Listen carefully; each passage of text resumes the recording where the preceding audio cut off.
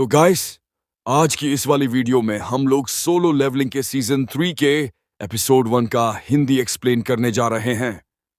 और वीडियो को शुरू करने से पहले जिन भी बंदों का नाम तुम लोग अपनी स्क्रीन पर देख रहे हो, उन सभी को दिल से शाउट आउट, क्योंकि इन्होंने हमारे चैनल की मेंबरशिप ले रखी है। और इसी के साथ ही जिन्होंने प्रीवियस वीडियो में फर्स्ट कमेंट किया, रोबो ट्रेडिंग, उनको भी शाउट आउट। तो अब वीडियो को शुरू करते हैं। प्रीवियस सीजन की कहानी। आखिर में हमने देखा था कि जो जिन्वू होता है वो बेरू की शैडो को एक्सट्रैक्ट कर देता है। तो अब अगले चैप्टर की शुरुआत में हम लोग देखते हैं कि बेरू की रैंक जनरल रैंक होती है। इस चीज को देखकर जिन्वू भी अपने मन में सोचता है, ये रैंक मैंने पहले कभी नहीं देखी। ये शायद एलीट नाइट से एक कदम ऊपर की रैंक होगी। अब जिन्वू क्वीन की शैडो को एक्सट्रैक्ट करने जा रहा होता है, लेकिन तभी जो ब्लैक एंट होता है वो उसे बोलता है, मेरे king, please give me a name. इस वक्त जिन्वू को ऐसा लग रहा होता है कि जो एंट है वो उसे अपनी लॉयल्टी दिखा रहा है, ठीक वैसे ही जैसे दूसरे सोल्जर्स दिखाते हैं। फिर जिन्वू उससे पूछता है, वैसे तुम कब से बोलने में कैपेबल हो? तो ब्लैक एंट जवाब देता है, हमेशा से ही। ये चीज ना जिन्वू के लिए भी सरप्राइजिंग होती है। फिर बंदा एक नतीजे पर पहुंचता है, जो हाई रैंक सोल्जर्स होते हैं वो बोलने की एबिलिटी गेन कर सकते हैं। अब जिन्वू ब्लैक एंट को बोलता है, मैं वो इंसान हूं जिसने तुम्हें मारा है, क्या तुम अभी भी मेरी लीड को फॉलो करना चाहते हो?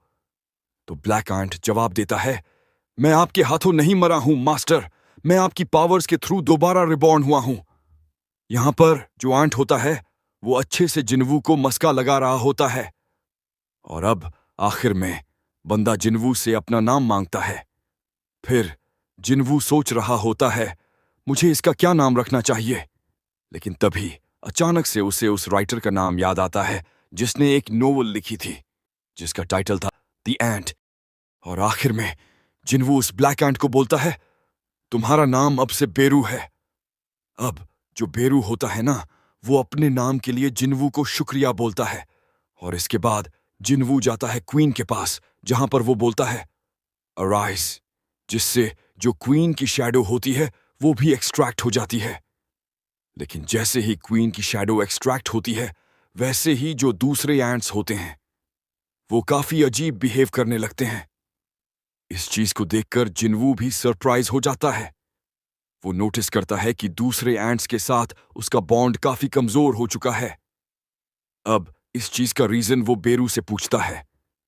बेरू बताता है, ये जो एंट्स हैं, आई मीन क्वीन है, उसके पास इनहेरिटेड पावर है जिससे वो पूरे कॉलोनी में रूल करेगी।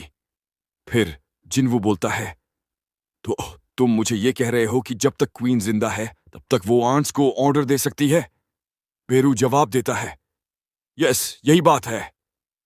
अब जिन्वू उससे दूसरा सवाल पूछता है, जो क्वीन का माना है वो काफी लो है उसके रैंक के मुकाबले, तुम मुझे बता सकते हो कि उसका माना क्यों डिक्रीज हो गया? बेरू जवाब देता है, जो क्वीन का ज्यादातर माना है वो रिप्रोडक्शन में यूज होता है, और जो रीजन है उसके माना का लो होने का वो ये है कि अभी उसके पास कोई बॉडी ही नहीं है रिप्रोड्यूस करने के लिए। अब जिन्वू समझ जाता है कि बैटल के अंदर क्वीन का कुछ भी काम नहीं आने वाला, और इसीलिए वो उसकी शैडो को टर्मिनेट कर देता है। इसके बाद जिन्वू अपने शैडो सोल्जर्स को एसेंस स्टोन्स को कलेक्ट करने से मना कर देता है, क्योंकि ये स्टोन्स जेजू आइलैंड के रिकंस्ट्रक्शन में काम आएंगे, और जो यहां पर डैमेज हुआ है उसे फिक्स करने में काम आएंगे। ये सुनकर काफी सारे सोल्जर्स खुश हो जाते हैं, क्योंकि काम से छुट्टी मिल गई है उन्हें। अब जिन्वू अपने मन में सोच रहा होता है, जो रिमेनिंग एंट्स हैं उनसे कैसे डील करें? क्या मेरे पास ट्रूप्स हैं जिससे मैं उन सभी एंट्स को हरा सकता हूं? फिर वो बेरू को बोलता है, हमने अपना बेस्ट ट्राई दिया, लेकिन तभी बेरू गंभीरता से बोलता है, मास्टर, मैं फील कर पा रहा हूं कि जो हमारे एनिमीज हैं उन्हें काफी मुश्किलें हो रही हैं आसमान में नेविगेट करने में, क्योंकि उनके पास कोई लीडर है ही नहीं और वो लोग इनकैपेबल हैं अपने फॉर्मेशन को मेंटेन करने में, क्योंकि कंफ्यूजन के कारण जो उनका फॉर्मेशन है वो टूट रहा है। अब जिन्वू बेरू से पूछता है, क्या तुम उन सभी रिमेनिंग एंट्स को वाइप आउट कर सकते हो?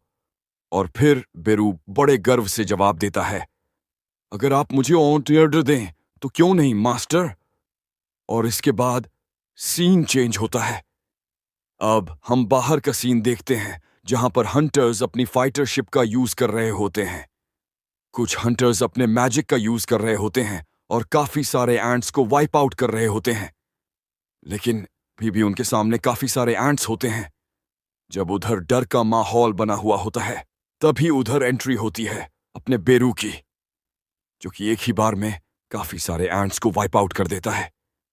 अब हमें नट के थ्रू बताया जाता है कि जो एंट्स को एक्सटर्मिनेट करने का मिशन था वो 2 दिन तक चला, साउथ एशियन रीजन में, जो कि साउथ कोरिया का है। अब सीन शिफ्ट होता है और बीवर हमें बताया जाता है कि जो एंट्स हैं वो ALSO चाइनीज वाटर के पास भी पाई गई हैं।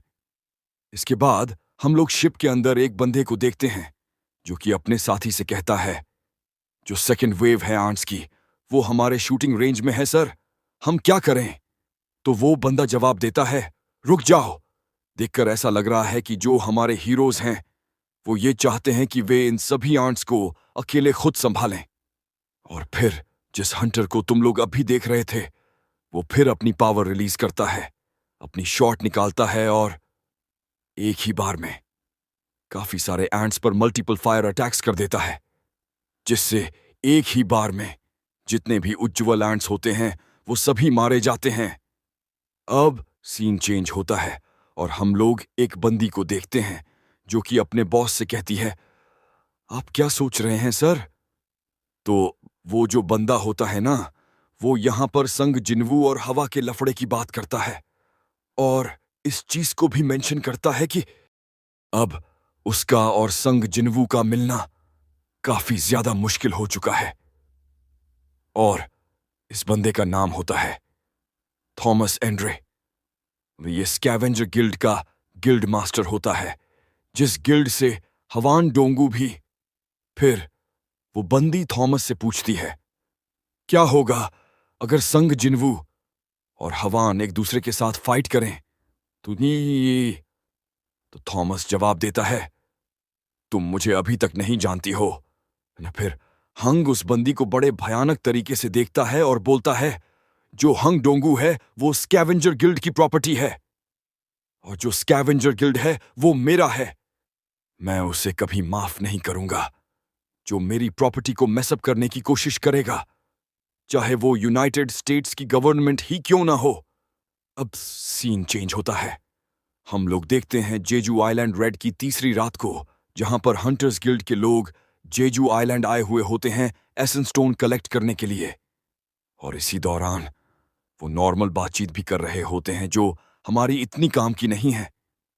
लेकिन तभी पार्क की नजर एक आंट पर पड़ती है जो छुपा हुआ था और फिर पार्क उस आंट को अपनी शॉट से काट देता है। फिर वो दूसरे लोगों से कहता है, आप सभी को चिंता करने की कोई जरूरत नहीं है। कुछ आंट्स हो सकते हैं जो यहां पे घूम रहे होंगे, लेकिन मैं तुम सभी को प्रोटेक्ट करूंगा। लेकिन तभी पार्क के साथी की नजर एक मॉन्स्टर पर पड़ती है और इन मॉन्स्टर्स के बारे में तुम्हें बाद में अच्छे से पता चलेगा। अब वो मॉन्स्टर उन सभी लोगों की साइड आ रहा हो रही है और फिर पार्क उस बंदे को चिल्लाते हुए कहता है, अबे तू है कौन? और फिर जितने भी लोग वहां होते हैं सभी चौकन्ना हो जाते हैं, लेकिन जो बंदा होता है ना वो अलग ही लैंग्वेज बोलता है।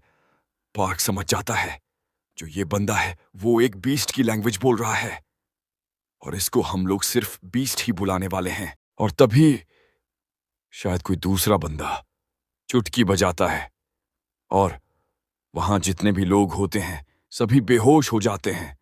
अब वो बीस्ट अपने साथी से कहता है, अबे तू ये सब क्या सोच के कर रहा है? तो उसके साथी जवाब देता है, हमें कोई जरूरत नहीं है यहां पे हंगामा खड़ा करने की। और इसीलिए मैंने इन सभी को सुला दिया। अब फिर उसका साथी उस बीस्ट से पूछता है, क्या तुमने चेक किया? तो वो बीस्ट जवाब देता है, मैं पॉजिटिव हूं, ये उसी की पावर है। इसके बाद जो उसका साथी होता है, जो कि एक आइस मोनार्क होता है, वो उसे कहता है, ये कितना अजीब है, मुझे समझ नहीं आ रहा कि वो इन ह्यूमंस की हेल्प क्यों कर रहा है। तो वो बीस्ट जवाब, कौन जानता है उसके दिमाग में क्या चल रहा होगा, और अगर तुम इतने क्यूरियस ही हो तो जाकर उसी से क्यों नहीं पूछ लेते। और इनमें से मैं तुम्हें इतना बता सकता हूं कि एक आइस मोनार्क है और एक बीस्ट मोनार्क। अब आइस मोनार्क गेट को क्रिएट करता है और जाने से पहले वो किसी के हंट की बात करता है, लेकिन हमें सही से नहीं बताया गया कि इनका असली प्लान आखिर क्या है। और फिर वो वहां से चला जाता है। इसी दौरान हम लोग बीस्ट मोनार्क को भी देखते हैं, जो किसी भी ह्यूमन को कुछ भी नहीं करता, और फिर वो भी एक गेट क्रिएट करता है और वहां से निकल जाता है। अब सीन चेंज होता है। हम लोग देखते हैं कैमरामैन को, जहां पर जिन्वू हंटर्स की फ्यूनरल में आया हुआ होता है, और उसके हाथों में एक फूल होता है जो वो मायन की तस्वीर के सामने चढ़ा देता है। इसी दौरान हमें यह भी बताया जाता है कि जेजू आइलैंड रेड के बाद काफी सारे लोग जिन्वू को अप्रिशिएट कर रहे हैं, लेकिन कुछ लोग उसे क्रिटिसाइज भी कर रहे हैं। और ऐसा इसलिए क्योंकि अगर वो पहले आ जाता तो जो कैजुअलिटी होती वो काफी कम हो सकती थी। अब हम आसपास का सीन देखते हैं, जहां पर सभी लोग दुखी होते हैं क्योंकि उनके कोई न कोई चाहने वाले मारे जा चुके हैं। और फिर जब जिन्वू वहां से जा रहा हो तभी बाइक जिन्वू के पास आता है और उससे बोलता है, मुझे हमेशा से ऐसा यकीन था कि एक सिंगल हीरो कभी भी वॉर को अकेले खत्म नहीं कर सकता, लेकिन रिसेंट इवेंट्स के बाद मैंने सोचना शुरू कर दिया कि मैं गलत था। और लास्ट में जिस तरह से उसने इस ट्रेजेडी को खत्म किया, उसके लिए पब बाइक जिन्वू को शुक्रिया बोलता है। इसी दौरान चाहे इन भी जिन्वू को देख रही होती है, लेकिन जब जिन्वू उसकी तरफ देखता है तो वो चाहे इन शर्मा के अपना सिर घुमा देती है, और जिन्वू भी लाइक, अबे इसको हो क्या गया है। सीन चेंज होता है। हम लोग देखते हैं मिस्टर गो और जिन्वू को, जो कि एक साथ अकेले कहीं बैठे हुए होते हैं। और अब मिस्टर गो जिन्वू से बोलते हैं, सो तुम अब खुद का गिल्ड बनाने का प्लान बना रहे हो? जो सर्टिफाइड एस रैंक हंटर्स होते हैं उन्हें गिल्ड मास्टर के लाइसेंस की कोई जरूरत नहीं होती। तुम्हें बस एसोसिएशन को कॉल करना है और फिर हम सब संभाल लेंगे। और जिन्वू भी लाइक ओके। और फिर बाद में अब जो मिस्टर गो होते हैं वो जिन्वू से पूछते हैं, बाय द वे क्या तुमने जेजू आइलैंड पर कोई बैरियर कास्ट किया था? और यह चीज ना जिन्वू के लिए भी काफी सरप्राइजिंग होती है। उसे भी समझ नहीं आता कि मिस्टर गो क्या बोल रहे हैं। और फिर मिस्टर गो उसे हंटर्स गिल्ड के बारे में बताते हैं। उन्होंने आयरन को भेजा था आंट की कॉर्प्स और एसेंस स्टोन कलेक्ट करने के लिए, लेकिन लास्ट में वहां पर सभी लोग अनकॉन्शियस पाए गए। और उन्हें ऐसा लगता है कि यह जिन्वू का काम होगा। शायद उसने कोई बैरियर क्रिएट कर दिया होगा जिसको हटाना वो भूल गया था। बट यह सुनकर जिन्वू बोलता है, ना ना, ऐसे काम मेरे नहीं हैं। अब इस चीज को लेकर उनकी बातचीत चलती रहती है, लेकिन जो कंक्लूजन निकलता है वो जीरो होती है। और मिस्टर गो परेशान हो जाते हैं।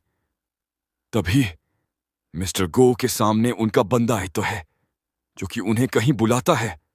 अब मिस्टर गो अपनी जगह से खड़े होते हैं कहीं जाने के लिए, और जाने से पहले जिन्वू से कहते हैं, देखकर लग रहा है कि जो हमारे गेस्ट हैं वो समय से पहले इधर पहुंच चुके हैं।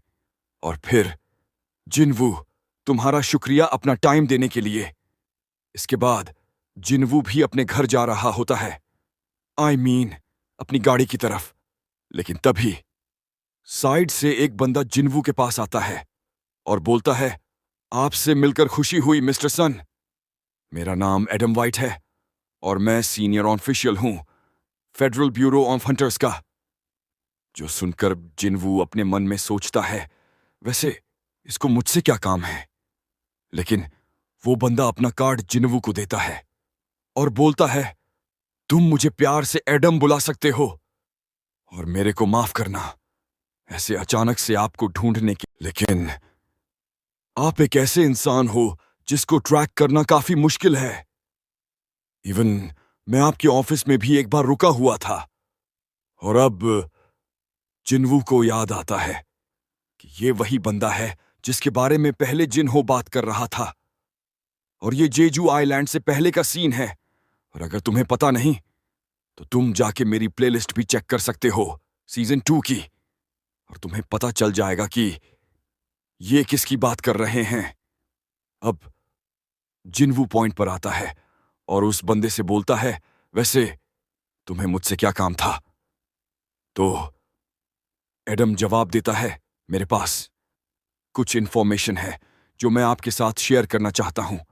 और अब एडम बड़े चौड़ में जिनवू को बोलता है, दुनिया में ऐसी सिंगल कंट्री भी नहीं है जो कि आपको यह इंफॉर्मेशन शेयर करे, वो भी हमें छोड़कर। अब जिनवू उससे पूछता है, वैसे तुम मेरे को यह इंफॉर्मेशन शेयर क्यों कर रहे हो। तो एडम जवाब देता है, आप जैसे इस स्पेशल लोगों को यह इंफॉर्मेशन शेयर करके हमारा भी फायदा है। लेकिन जिनवू उनकी बातों पे कुछ ज्यादा ध्यान नहीं देता। फिर वह अपनी गाड़ी में बैठ जाता है और जाने से पहले वो उन्हें बोलता है, अगर मेरे को लगा कि जो इंफॉर्मेशन आप शेयर करना चाहते हो वो मेरे लिए रिलायबल है तो मैं कुछ समय बाद आपको कॉल करूंगा। अब एडम उसे बोलता है, यार मैं कितना बेवकूफ हूं कि आपको यह बात बताना भूल गया। सौदा करते वक्त कभी भी अच्छे हाथों को छुपाना नहीं चाहिए। अब वो उसे बोलता है, एक अपग्रेडर, एक ऐसा अकनबंग जो कि दूसरे अवेक बीइंग की पावर्स को एनहांस कर सकता है। क्या आपने पहले कभी यह बात सुनी है। यह सुनकर जिनवू चौंक जाता है। अगले पल हम लोग देखते हैं कि वो लोग उस जगह चले जाते हैं जहां एडम जिनवू को ले जाना चाहता था। अब सबसे पहले संग जिनवू ब्यूरो ऑफ हंटर्स के डेप्यूटी डायरेक्टर से मिलता है जिसका नाम होता है माइकल। सबसे पहले दोनों एक दूसरे के साथ हाथ मिलाते हैं और खुद का इंट्रोडक्शन खुद का नाम बताते हैं। एडम भी जिनवू को बताता है कि वो माइकल का इंटरप्रेटर है। इसके बाद वो लोग बैठते हैं और जो माइकल होता है वो सबसे पहले जिनवू को इमिग्रेशन डॉक्यूमेंट दिखाता है।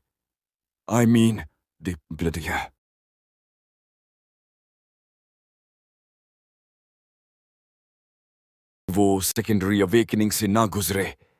ये एक कॉमन नॉलेज है जो कि सभी हंटर जानते हैं। अब जिनवू पूछता है, तो तुम इस चीज को बदल सकती हो।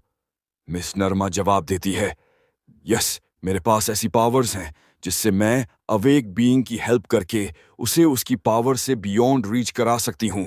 लेकिन इसके लिए तुम्हें 3 स्टेज से गुजरना पड़ेगा, तभी मैं लिमिटेशंस को लिफ्ट कर सकती हूं। और मैं श्योर नहीं हूं कि मैं इस पावर को क्या नाम दूं, बट मैं फोर्स रीअवेकनिंग को परफॉर्म कर रही हूं और शायद मैं किसी इंसान की ट्रू पोटेंशियल को ला रही हूं, दिखा रही हूं।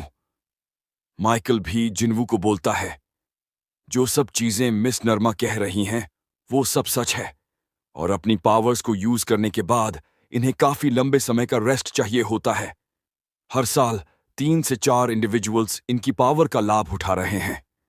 अब जिनवू को भी ऐसा लग रहा होता है कि जो उनके पास ये पावर्स हैं वो काफी इनक्रेडिबल हैं।